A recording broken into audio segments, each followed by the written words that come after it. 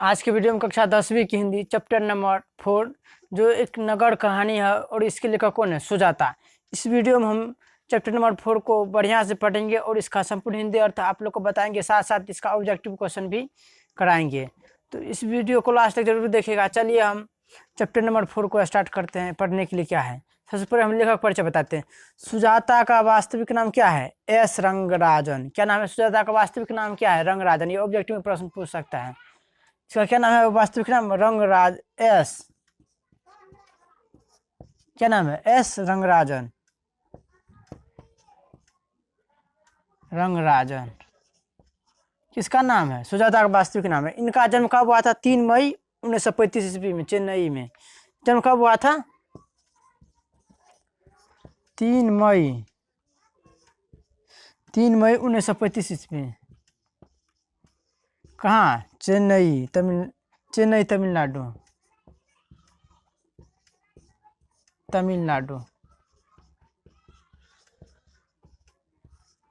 कहाँ हुआ था? इसका जन्म कब हुआ था? 3 मई 1935 में चेन्नई तमिलनाडु में हुआ था। ये ऑब्जेक्टिव एग्जाम में प्रश्न पूछ सकता है, तो इसको याद कर लीजिएगा। अपनी रचना शैली तथा विषय वस्तु के दौरान इन्होंने तमिल कहानी में उल्लेखनीय बदलाव किए। कौन? सुजाता। इनकी रचनाएं खूब लोकप्रिय है। किसकी? सुजाता की। इन्होंने कुछ अभिनय नाटक भी लिखे। इनके कुछ उपन्यासों पर चलचित्र भी बने। क्या बने हैं? चलचित्र। इनकी 25 से अधिक कृतियां प्रकाशित हो चुकी, जिनमें कड़ैयालान, सेन बक्कुपु, कनुवतु, तोलिर साले आदि उपन्यास काफी चर्चित और सम्मानित हुए। किसके? सुजाता के। यह कहानी आधुनिक तमिल कहानियां है। ये कहानी तमिल कहानी है। कौन? नगर कहानी। यह कहानी आधुनिक तमिल कहानियां नेशनल बुक ट्रस्ट इंडिया से सवार संकलित है। और इस कहानी का अनुवादक के है? इस कहानी का अनुवादक कौन है? ए जमुना। यानी कि नगर कहानी जो है ना, इसका हिंदी अनुवाद किसने किया था? ए जमुना। ये भी एग्जाम में प्रश्न बन सकता है, तो इसको भी याद कर लीजिए। अब चलिए हम स्टार्ट करते हैं इस चैप्टर को। कार्डवेल के तुलनात्मक व्याकरण में लिखा है, मुदेर पांडित्य लोगों की दूसरी राजधानी है। हमारे देश में प्राचीन मानचित्र में मथुरा नाम से उल्लेखनीय अंग्रेजों द्वारा मदुरा और यूनानी लोगों द्वारा मेदुरा कहे जाने वाले नगर तमिल लोगों को मदुरे ही है। दीवारों पर मोटे अक्षरों में छिपे विविध वस्तुओं का विज्ञापन करने वाले तरह तरह के पोस्टर लगे हुए थे। निजाम, लेडी तंबाकू, एक ब्रांड, बेरसियर्स, सावधान, क्रांति की आग भड़क रही है, खास सभाएं, हाजी सुमा की कपड़ों की दुकान, कपड़ों का सागर, 373 को नास्तिक लोग आग की हंडिया लेकर चलेंगे। देखिए आप, मुदेर नगर में एक साधारण दिन हमेशा की तरह सड़कों पर नलों के सामने मनुष्य के बदले घड़े लाइन बनाकर खड़े थे। छोटे बच्चे चिटनिया जैसे भयानक रोग की चिंता किए बिना मिट्टी में खेल रहे थे। पांडियन परिवहन निगम की बसें सर्वत्र स्वदेशी की भावना से मुक्त डीजल की धुआं फैला रही थी।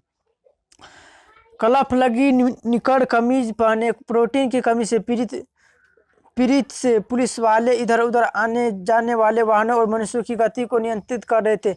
ऐसा लग रहा था कि मानो ये ब्राउनीज गति सिद्धांत का पालन कर रहे थे। अब देखिए, खादीधारी लोगों का एक जुलूस जो न ज़्यादा बड़ा था और न लंबा, महंगाई के लिए सरकार को कोसता हुआ सड़क की बाएं ओर मानो रेंग रहा था। चप्पल रहित गवार लोगों की भीड़, जिसके चप्पल नहीं थे। भीड़ मीनाक्षी मंदिर के स्तंभ से खड़े अनेक गोपुरम, सूखी हुई बेगे, नदी का पुल, यही मुदेर है। हमारी कहानी एक ऐसी लड़की से संबंधित है जो आज की इस नगर में आई है। बल्ली अम्माल। किसके ऊपर लिखी है? बल्ली अम्माल अपनी लड़की पपाती के साथ मुदेर स्थित बड़े अस्पताल के बहिरंग रोगी विभाग के बाहर बरामदे में बैठी प्रतीक्षा कर रही थी। पहले दिन पपाती को बुखार था। उस गांव के प्राइमरी हेल्थ सेंटर ले जाने पर वहां के डॉक्टर ने उन्हें डरा दिया। वो बोले सुबह की पहली बस लेकर झटपट बड़े अस्पताल पहुंच जाओ। बोल कहाँ के डॉक्टर बोल रहे हैं? प्राइमरी हेल्थ सेंटर के डॉक्टर बोल रहे थे। वे बोले सुबह की पहली बस लेकर झटपट बड़े अस्पताल पहुंच जाओ। पपाती स्ट्रेचर पर लेटी हुई थी और डॉक्टर उसे घेरे खड़े थे। किसको? पपाती को। कौन? डॉक्टर खड़े थे उसके सामने घेर कर। पपाती स्टेज पर लेटी हुई थी, 6 डॉक्टर उसे घेरे खड़े थे। पपाती लगभग 12 साल की थी। अब एग्जाम में प्रश्न पूछ सकता है पपाती कितने साल की थी, तो 12 साल की थी। और पपाती की माँ की नाम क्या थी? उसकी माँ की नाम क्या थी? वल्ली अम्माल। क्या नाम थी? वल्ली अम्माल। देखिए, पपाती लगभग 12 साल की थी। उसकी नाक दोनों ओर से छिदी हुई थी। नाक की लोंग में जरे मामूली नगीने अस्पताल की रोशनी में चमक रहे थे। माथे पर विभूति का आड़ा तिलक लगा था। किसके? पपाती को।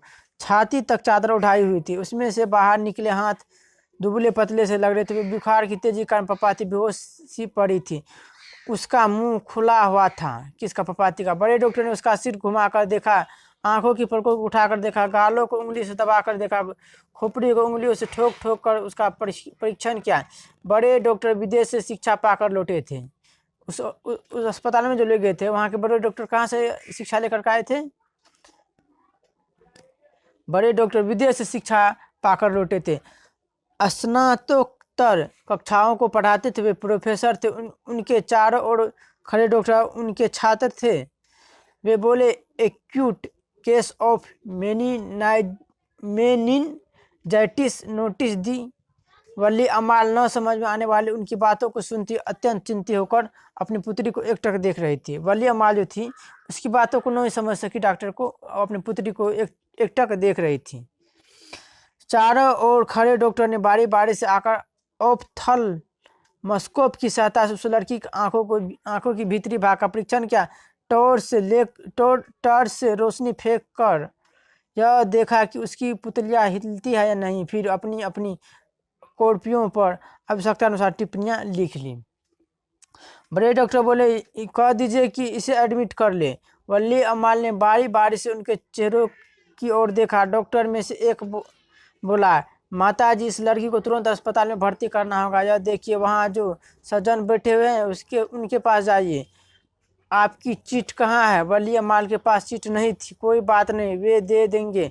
अरे यार तू चल। बाबूजी इस तरफ से। वल्ली अम्माल ने बड़े डॉक्टर की तरफ देखते हुए पूछा, बाबूजी, बच्ची अच्छी हो जाएगी ना?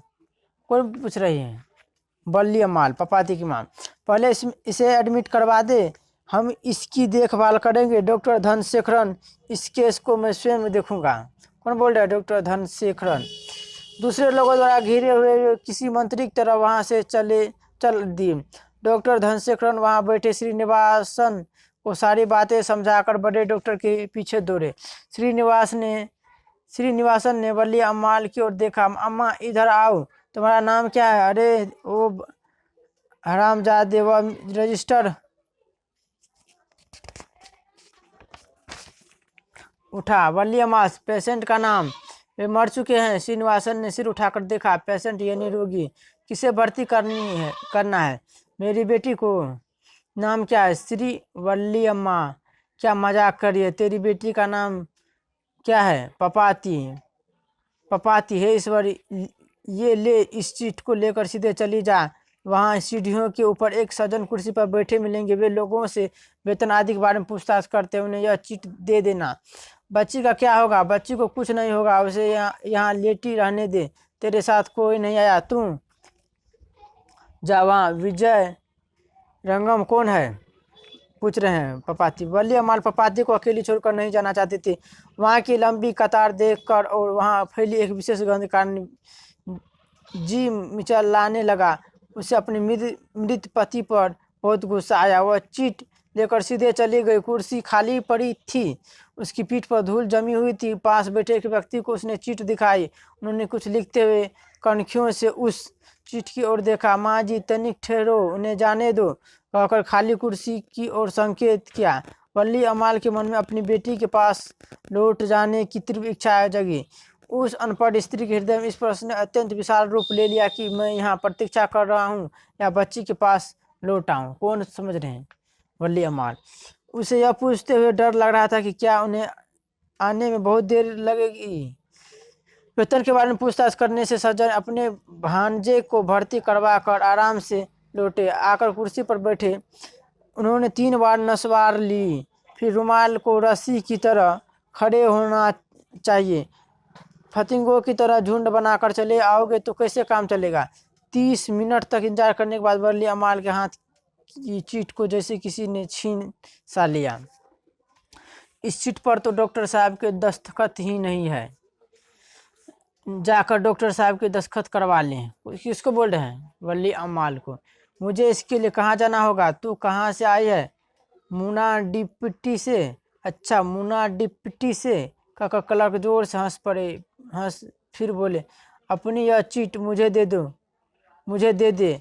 उसने दोबारा अपनी चिट उन्हें दी। उन्होंने उसे पलट पलट कर देखा। तेरे पति का वेतन कितना है? वे मर चुके हैं। तेरा वेतन कितना है? वे मर चुके हैं। उसकी समझ में नहीं आया कि वह क्या करे। महीने में कितने रुपए कमाती है?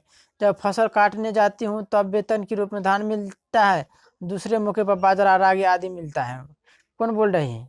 वली अमाल। रुपये नहीं मिलते। कौन बोल रहे हैं? रुपये नहीं मिलते। वली अमाल। अच्छा, तेरा वेतन 90 रुपया लिख लेता हूँ। वहाँ के बोल रहे डॉक्टर, यहाँ पर हम 90 रुपया लिख लेते तेरा वेतन 1 महीने में। घबरा मत, तुझसे पैसे नहीं लेंगे। ले इस चिट को लेकर यहाँ से सीधे जाकर बाएं हाथ की तरफ मुड़ जा। दीवार पर तीर का निशान बना होगा, वहाँ से तू 48 नंबर वाले कमरे में चली जाना।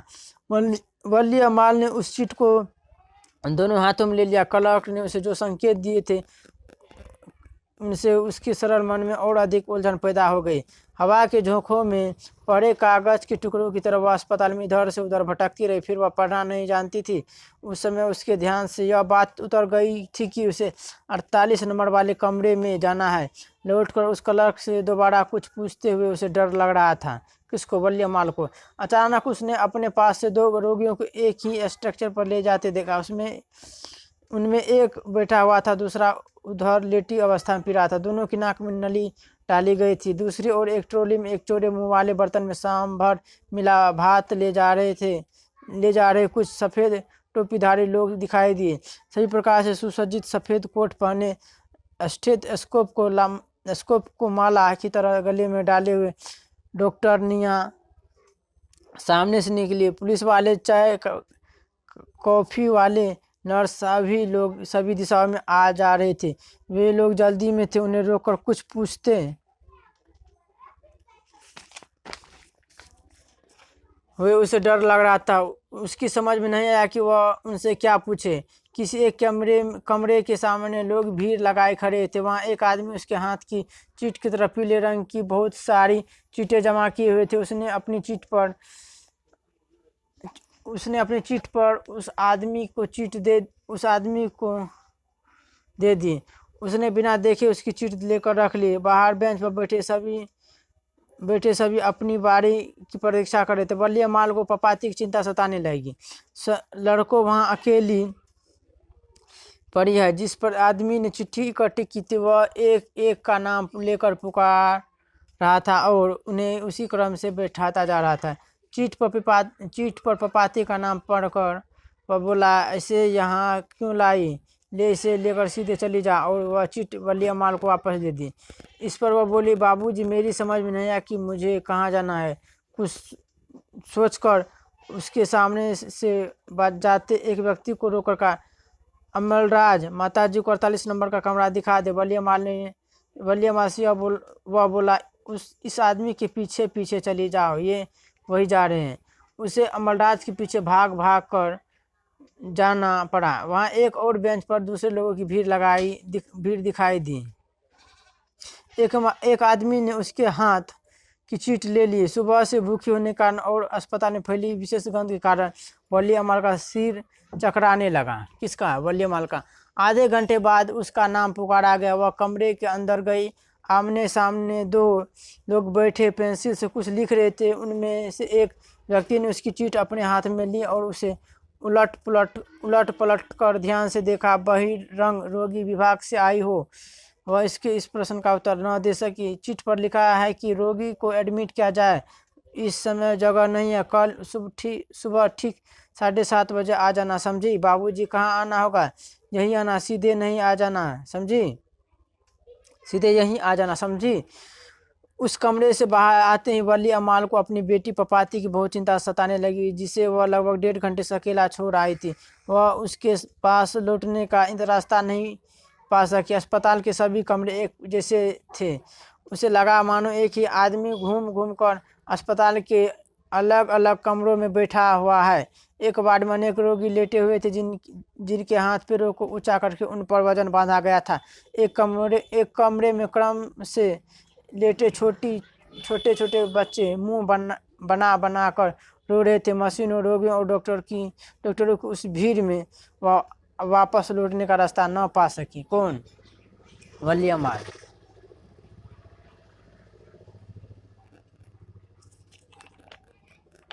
फिर देखिए क्या हुआ। उसने डॉक्टरनी को पास बुलाकर उस जगह की पहचान बताई जहाँ से वह चली थी और बोली, डॉक्टर बीबी, वहाँ बहुत से डॉक्टर लोग मिलकर बातचीत कर रहे थे। एक आदमी ने मुझसे तेरा वेतन पूछा था। उसने यह भी बताया कि मुझे इलाज के लिए पैसे नहीं देने पड़ेंगे। मैं अपनी लड़की को वहीं छोड़ आई हूँ। डॉक्टरनी द्वारा बताए गए रास्ते से वह लौटी। उस समय मुख्य द्वार पर ताला लगा हुआ था। उसका मामूली सा डर भीषण भय की भावना में परिणत हो गई थी। किसकी? वली अमाल की। वह रोने लगी। उसे बरामदे के बीचों बीच खड़े रोता देख एक आदमी ने उसे किनारे पर खड़े होकर रोने को कहा। वहाँ के लोगों को उसका रोना शायद वहाँ फैली रोगाणुनाशक दवाइयों की गंध के समान स्वाभाविक लगा था। पपाती पपाती, मैं तुझे कहाँ ढूंढूं, मैं अब कहाँ जाऊँ? कौन बोल रही है? वली अमाल। किसको खोज रही है? पपाती को। पपाती क्या है? वली अमाल की पुत्री है। कहती वह इधर उधर घूमती फिरी। फिर उसे एक तरफ बाहर जाने का रास्ता दिखाई दिया। अस्पताल से बाहर जाने का रास्ता। उस दरवाजे से सिर्फ अंदर के लोगों को बाहर जाने दिया जा रहा था। उसे याद आया कि उसने यह दरवाज़ा पहले भी देखा था। किसको? वली अमाल को मालूम चला। वह बाहर आई। उसे याद आया कि वहाँ से थोड़ी दूर चलकर दूसरे दरवाजे से अस्पताल भीतर गई थी। वह उस और दौड़ी। दूसरे दरवाजे के पास पहुँचने पर उसे लकड़ी की बनी सीढ़ियों की याद आई। सामने उस सज्जन की कुर्सी खाली पड़ी थी, जिसने वेतन आदि के बारे में पूछा था। मुझे वहीं जाना है। वह दरवाज़ा बंद था। अंदर एक किनारे पर पाती अब भी एक स्ट्रेचर पर आंखें मूंदे पड़ी दिखाई दी। बाबूजी, जरा दरवाज़ा खोली, मेरी बेटी अंदर है। कौन बोल रहे? बोलिए माँ। ठीक 3 बजे आना। इस समय सब कुछ क्लोज हो चुका है। वह 10 मिनट तक उस आदमी से मिन्नतें करती रही। कौन? वली अमाल। उसकी भाषा वली अमाल की समझ में नहीं आई। किसी व्यक्ति से पैसे पाकर उन्होंने चूम कर उसने उनके लिए दरवाज़ा खोला।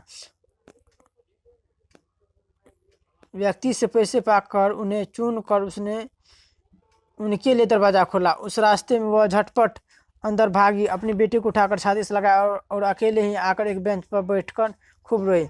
बड़े डॉक्टर एमडी के छात्रों की कक्षा समाप्त कर एक कप कॉफ़ी पीकर वार्ड की ओर चल दिए। उन्होंने सुबह मेनिनजाइटिस का जो केस देखा था वह उन्हें अच्छी तरह याद था। उन्होंने हाल ही में ब्रिटिश मेडिकल जर्नल में उस रोग की कुछ नई दवाइयों के बारे में पढ़ा था। मैंने आज सुबह मेनिनजाइटिस का एक केस एडमिट करने को कहा था।